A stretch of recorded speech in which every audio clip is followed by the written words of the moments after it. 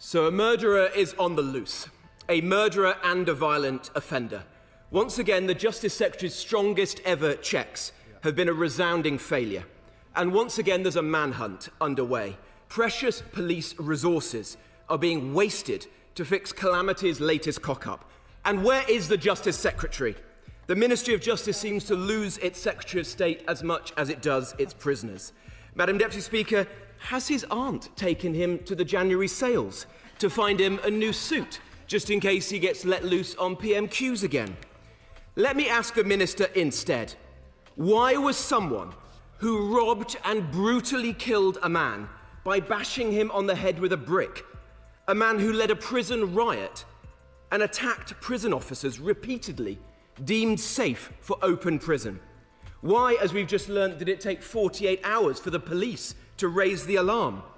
How many other murderers are there in open prisons? How many more mistaken releases have there been since the Justice Secretary last came clean?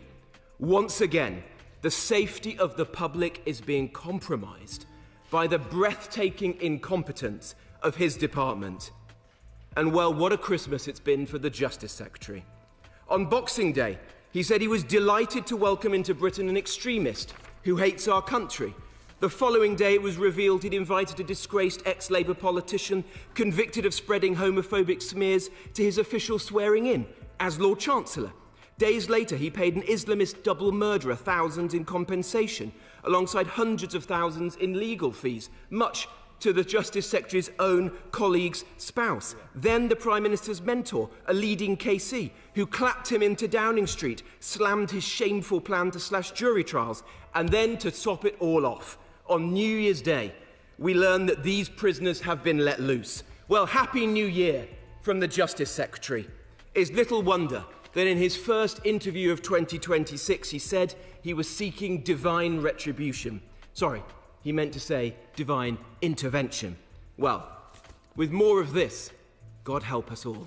Robert Jenrick humiliates Lammy in the comments after yet another prison blunder. Before we dive in, a quick favour.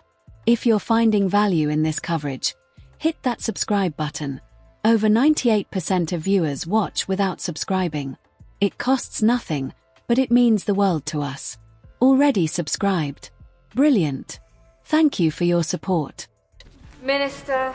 Madam Deputy Speaker, I'm afraid it's a new year but the same sad old Jenrick. The honourable gentleman clearly hasn't done his homework. He doesn't seem to know the difference between releases in error and absconds. This is a member who wants to be the Lord Chancellor and the next Leader of the Opposition. He is deliberately muddying the waters here to suit his own agenda. And whilst seeing the deep-rooted issues caused by years of chronic underfunding and mismanagement by his government play out, the crisis that our prisons face today was built up over 14 years, and the Tories are the chief architects. This didn't happen overnight, Madam Deputy Speaker. It was not inevitable. It was the choice of the party opposite, made again and again for 14 years. They abandoned their posts and put public safety at risk by allowing our prisons to reach bursting point. He talks about public safety. They left our prisons at breaking point, with not enough room to lock up any dangerous criminals. If it weren't for the decisive action that this government took, the police would have been unable to make any arrests, courts would have ceased to function, and there would have been a breakdown of law and order, unlike anything we have seen in modern times. Those who abscond face serious consequences. We take our responsibilities very seriously, and that is one of the reasons that there has been a dramatic fall in the number of absconds over the last 20 years. It is one of the success stories that the Tories actually have in government, and he should celebrate that, because elsewhere their record is much less rosy. As they were packing their bags to leave office, temporary release failures were hitting a 13-year high under their watch. The prison system was in absolute chaos, and they presided over 17 releases in error a month in their last 6 months in office. They said that they were the government of security and safety, where they oversaw violent crime and crumbling courts and prisons. Madam Deputy Speaker, in order to cover up for their failures, they covertly let out 10,000 prisoners early as part of their chaotic early release scheme.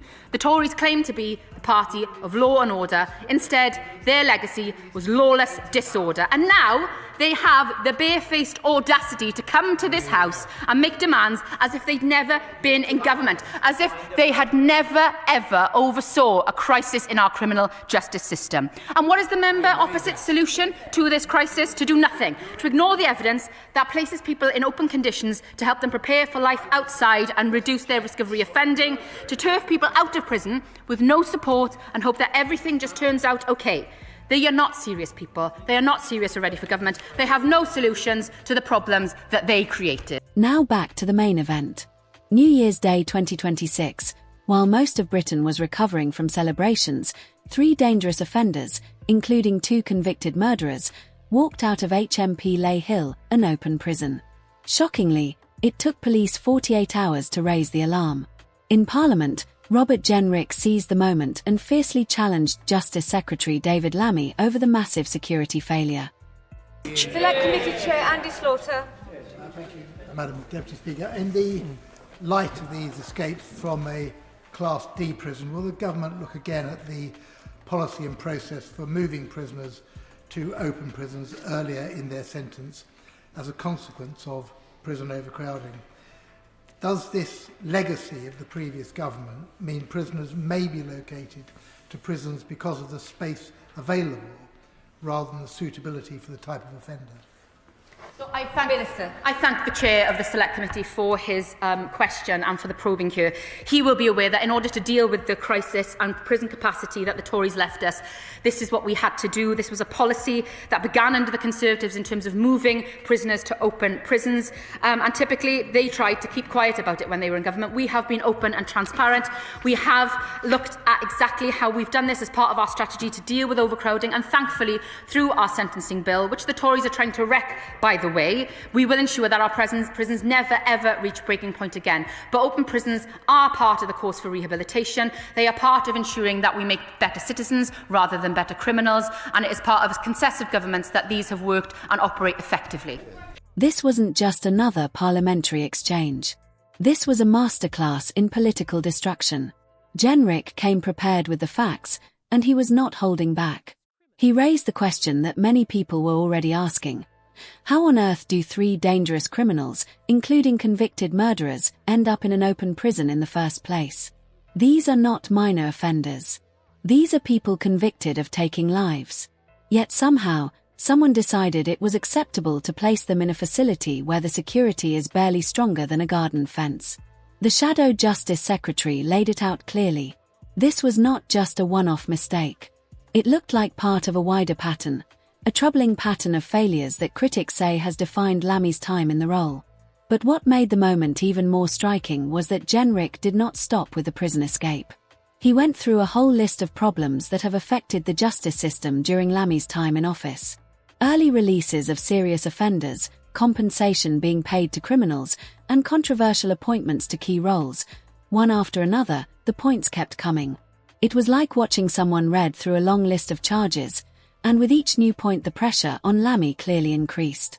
The opposition benches were loving every moment, cheering as Jenrick continued to press his case. So what did Lammy say in response? His defence followed a familiar government line, blaming the previous administration. He argued that the current problems were the result of 14 years of Conservative mismanagement and underfunding. Lammy also said that open prisons play an important role in rehabilitation and reducing reoffending. That may be true in principle.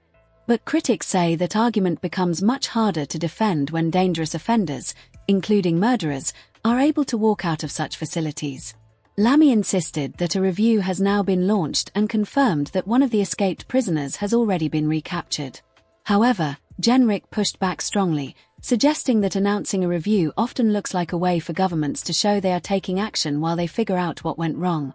For many people, the bigger issue is accountability. They want to know why dangerous criminals were placed in a facility they could walk away from so easily. And perhaps more importantly, why it took nearly 2 days before the alarm was even raised. The sharpest moment came when Jenrick questioned the whole process behind prisoner risk assessments. How were these decisions made? Who approved transferring convicted murderers to an open prison? And why do incidents like this keep happening? Because this was not the first prison escape during Lammy's time as Justice Secretary. Critics point to a series of problems: mistaken releases, early releases of serious offenders, and now this New Year's Day incident. It is a record that has raised serious questions about the management of the justice system.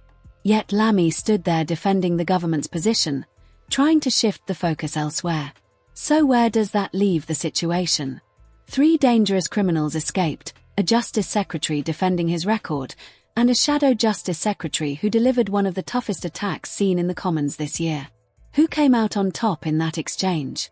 Many watching felt the answer was already clear.